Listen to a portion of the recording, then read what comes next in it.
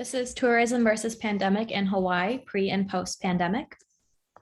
Commentators have conceptualized that COVID-19 and climate change are dual crises, but lessons learned from working on climate change during the American Great Recession are worrisome, as large-scale action may be harder to implement as public urgency has shifted towards pandemic relief efforts.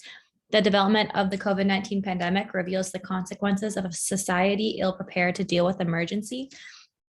Sound science being ignored to comfort individual belief systems is something reflected in both the COVID-19 pandemic and by climate change science.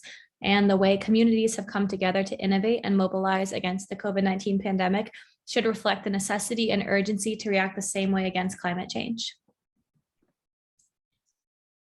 Post-pandemic, border closures, lockdowns, social distancing requirements, and promotion of personal hygiene have become standard policy responses. Once a flourishing tourist destination, the surge in COVID cases and COVID protocols on the island has proven incredibly destructive.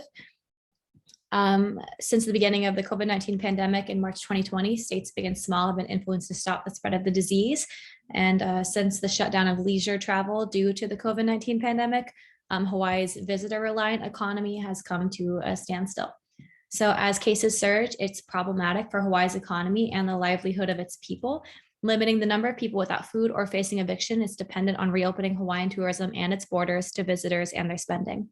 So it's important to reopen Hawaii, but tourists visiting Hawaii need to know that they can have a great vacation while reducing COVID transmission. So signage that states that masking and physical distancing are required or necessary in locations highly populated by tourism. Educational videos should be shown at Hawaiian airports to alleviate the risk of COVID spread on the island. New risk management methods are required by tourism managers to assess effects of future epidemics on business.